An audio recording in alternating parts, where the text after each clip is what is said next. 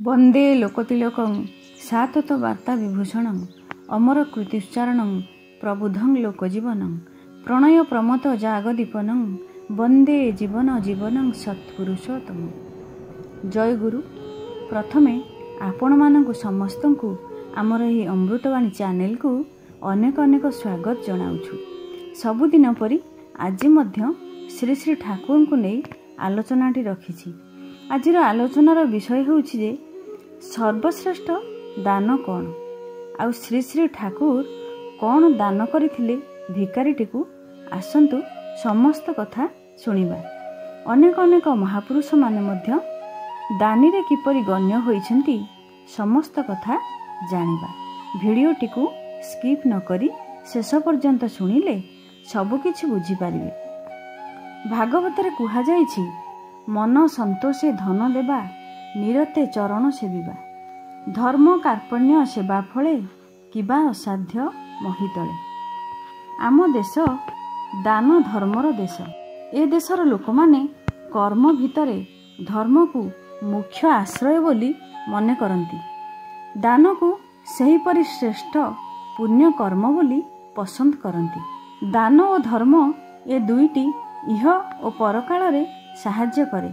तेणु वेद उपनिषद पुराण प्रभृति शास्त्र मानकरे ए दुईटीर प्रशंसा करा जाइछि एवं सही नीति अनुसरण करी चालिबा पई आम मानकु उपदेश दिया जाइछि।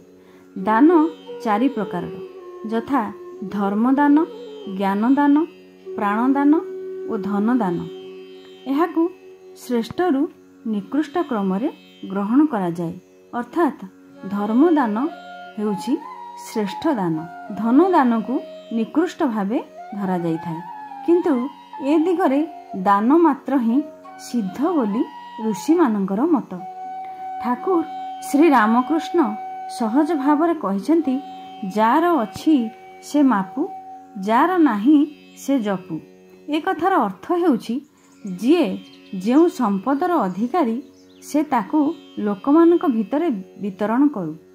धर्म, ज्ञान, प्राण बा धन जहा हेउ आ जहा पाखरे किछि नाही से गुरुंक ठारू पाइथिबा नाम ही जप करू। दान करी सुनाम अर्जन करथिबा पुण्यात्मा आम देशरे कम नाहंती।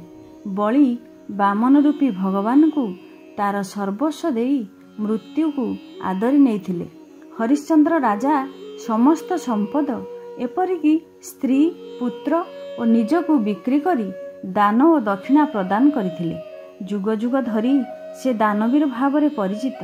ए तीन महापुरुषों जीवन रे देवता और ऋषिंकर परीक्षा थिला एवं समस्ते परीक्षा रे उत्तीर्ण होई आम पई तांकर आदर्श छाड़ी जाइछन्ति। गुरु नानक सिख धर्मर प्रतिष्ठाता थिले।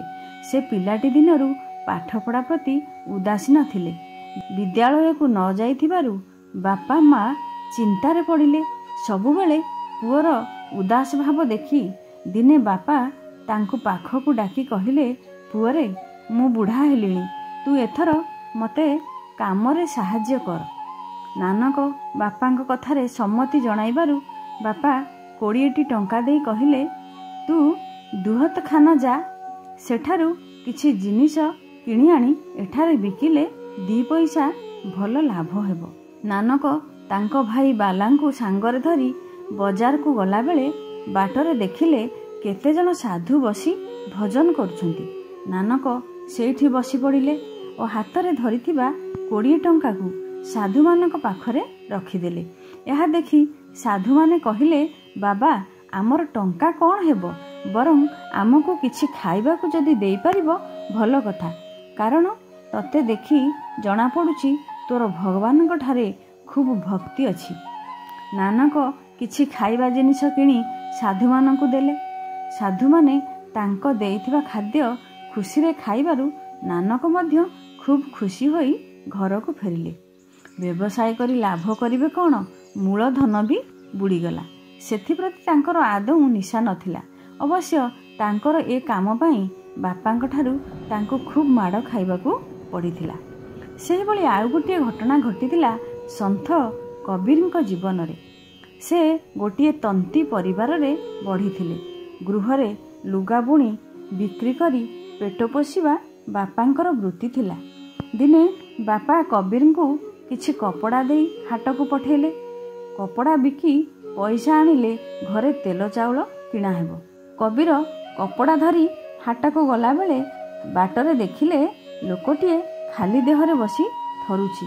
ଶୀତ ଦିନ, ଲୋକଟି ମଧ୍ୟ ଖୁବ୍ ଗରିବ ପରି ଜଣାପଡ଼ୁଥିଲା। କବିରଙ୍କ ମନ ତରଳିଗଲା। ସେ ଧରିଥିବା କପଡ଼ାରୁ କେତେ ଖଣ୍ଡ ଲୋକଟିକୁ ଦେଇଦେଲେ। ତାଙ୍କ ଦୟାଳୁ ପଣିଆ ଦେଖି ସେ ଲୋକ ଆଉ ଖଣ୍ଡେ ମାଗିବାରୁ କବିର ବାକି କପଡ଼ାତକ ତାକୁ ଦେଇଦେଲେ ଓ ଖାଲି ହାତରେ ଘରକୁ ଫେରିଲେ। ଘରେ ବାପାଙ୍କ ଠାରୁ କମ୍ ଗାଳି ଶୁଣିବାକୁ ପଡ଼ିନଥିଲା ତାଙ୍କୁ। ହେଲେ ଗରିବ ଲୋକଟିକୁ ସାହାଯ୍ୟ କରି ସେ ଏତେ ଆନନ୍ଦ ପାଇଲେ ଯେ ବାପାଙ୍କ ଗାଳି ତାଙ୍କୁ ଆଦୌ ବାଧି ନଥିଲା। ସେହିପରି ଶ୍ରୀ ଶ୍ରୀ ଠାକୁର ଅନୁକୂଳ ଚନ୍ଦ୍ର ପିଲାଟି ବେଳରୁ ଥିଲେ ଲୋକ ଦରଦୀ। ଅନ୍ୟର ଦୁଃଖ ଦେଖି ସେ ସହ୍ୟ କରିପାରୁନଥିଲେ। ଯାଚଜ୍ଞାକାରୀକୁ ଖାଲି ହାତରେ ଫେରେଇ ଦେବାର କେହି କେବେ ତାଙ୍କୁ ଦେଖି ନାହିଁ।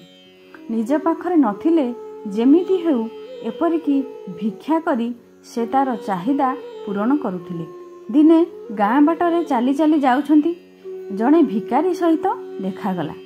ଭିକାରୀଟି ଦେହରେ ଖଣ୍ଡେ ମଇଳା ଛିଣ୍ଡା ଲୁଗା ଛଡ଼ା ଆଉ କିଛି ନଥିଲା। କାନ୍ଧରେ ଝୁଲୁଥିଲା 7 ଜାଗାରେ ସିଲେଇ ହୋଇଥିବା ପୁରୁଣା ମୁଣିଟିଏ। ଅନୁକୂଳଙ୍କୁ ଦେଖି କିଛି ପାଇବା ଆଶାରେ ହାତ ବଢ଼େଇ ଦେଲା। କିନ୍ତୁ ସେ ଦେବେ କ'ଣ? ତାଙ୍କ ପାଖରେ ଫଟା ପାହୁଲାଟାଏ ବି ନାହିଁ। ତାହେଲେ କ'ଣ ତାକୁ ନିରାଶ କରି ଫେରାଇ ଦେବେ? କ୍ଷମା ମାଗିନେବେ ତା ପାଖରେ? ହେଲେ ତା ଦ୍ୱାରା କ'ଣ ତାର ପେଟ ପୂରିଯିବ ନା ଫୁଙ୍ଗୁଳା ଦେହ ଘୋଡ଼େଇ ହୋଇଯିବ? ହାତରେ ପଇସାଟିଏ ନ ପଡ଼ିବାର ଦେଖି ଭିକାରୀଟି ମୁହଁ ଖୋଲିଲା। ବାବୁ, ଗରିବକୁ କିଛି ଦିଅ, ତମର ଧର୍ମ ହେବ। ଭିକାରୀକୁ କିଛି ଦେଲେ ତାଙ୍କର ଧର୍ମ ହେବ କି ନାହିଁ ସେ କଥା ଭାବିବାକୁ ଶ୍ରୀ ଶ୍ରୀ ଠାକୁର ଅନୁକୂଳ ଚନ୍ଦ୍ରଙ୍କୁ ବେଳ ନାହିଁ। ସେ ଭାବୁଛନ୍ତି ଲୋକଟିର ଅବସ୍ଥାକୁ। କେତେ କଷ୍ଟ ପାଉନାହିଁ ସେ ସତେ? ନା ନା, ସେ ତାକୁ ଶୂନ୍ୟ ହାତରେ ଫେରେଇ ଦେଇ ପାରିବେ ନାହିଁ। ଭାବ ପ୍ରବଣତା ତାଙ୍କ ମନକୁ ଅସ୍ଥିର କରି ପକାଇଲା। ଭାବିଲେ ସେ ଯେପରି ନିଜେ ଭିକାରୀ ପାଲଟି ଯାଇଛନ୍ତି। ନିଜେ ନିଜକୁ ହାତ ପତେଇ ମାଗୁଛନ୍ତି, ବାବୁ କିଛି ଦିଅ। ନିଜେ ପିନ୍ଧିଥିବା ଲୁଗା ଖଣ୍ଡିକ ଖୋଲି ଭିକାରୀକି ଦେଇଦେଲେ। ଆଉ ଜଣଙ୍କର ଲଜ୍ଜା ନିବାରଣ କରି ସେ ଯେ ନିଜେ ଲଜ୍ଜାର ପାତ୍ର ହୋଇଯାଇଛନ୍ତି ଏ ଚିନ୍ତା ସେ କେବେ କରିନଥିଲେ। ତାଙ୍କର ଆନନ୍ଦ ଯେ ସେ ଭିକାରୀକୁ କିଛି ଦେଇପାରିଲେ। ଯାହା ହେଉ, ଘରକୁ ଫେରି ଆସିଲେ। ସମ୍ପୂର୍ଣ୍ଣ ଲଙ୍ଗଳା ଦେହ ରକ୍ଷା ହୋଇଛି। ବାଟରେ କାହାରି ସହିତ ଭେଟ ହୋଇନାହିଁ। ପୁଅର ଅଦ୍ଭୁତ ଚେହେରା ଦେଖି ମା ଆବାକ୍ ହୋଇଗଲେ। ତେବେ ପୁଅର ଏ ପ୍ରକାର ଖିଆଲ ମାଙ୍କ ପାଇଁ ନୂଆ ନଥିଲା। ସେ ନିଶ୍ଚିନ୍ତ ହୋଇଗଲେ ଯେ ଅନୁକୂଳ ଆଜି ଗୋଟାଏ କୋଉଠି କିଛି ନୂଆ କାଣ୍ଡ ଘଟାଇ ଆସିଛି। ମା ଘରୁ ଲୁଗା ଖଣ୍ଡେ ଆଣି ତାଙ୍କ ଉପରକୁ ଫିଙ୍ଗି ଦେବାରୁ ତାଙ୍କର ନିଜ ବିଷୟରେ ଚେତା ପଶିଲା। ଯାଚଜ୍ଞାକାରୀକୁ ଫେରା ନାହିଁ। ଅର୍ଥ ନହେଲେ ସହାନୁଭୂତି, ସାହସ, ସାନ୍ତ୍ୱନା, ମିଷ୍ଟ କଥା ଯାହା ହେଉ ଗୋଟେ ଦିଅ। ହୃଦୟ କୋମଳ ହେବ। ଅପରର ମଙ୍ଗଳ କାମନା ହିଁ ନିଜ ମଙ୍ଗଳର ପ୍ରସୂତି। ଆଜିର ଆଲୋଚନାଟିକୁ ଏଇଠି ରଖୁଛି। ଆପଣ ଯଦି ଚ୍ୟାନେଲଟିକୁ ଏପର୍ଯ୍ୟନ୍ତ ସବସ୍କ୍ରାଇବ୍ କରିନାହାନ୍ତି ତେବେ ଚ୍ୟାନେଲଟିକୁ ସବସ୍କ୍ରାଇବ୍ କରିବା ପାଇଁ ବିନମ୍ର ଅନୁରୋଧ। ଶେଷରେ ସମସ୍ତଙ୍କର ପଞ୍ଚମହାବିଧ ଜୀବନର ମଙ୍ଗଳ ପାଇଁ ଦୟାଳୁଙ୍କ ନିକଟରେ ପ୍ରାର୍ଥନା ଜଣାଇ ରହୁଛି। ଜୟ ଗୁରୁ।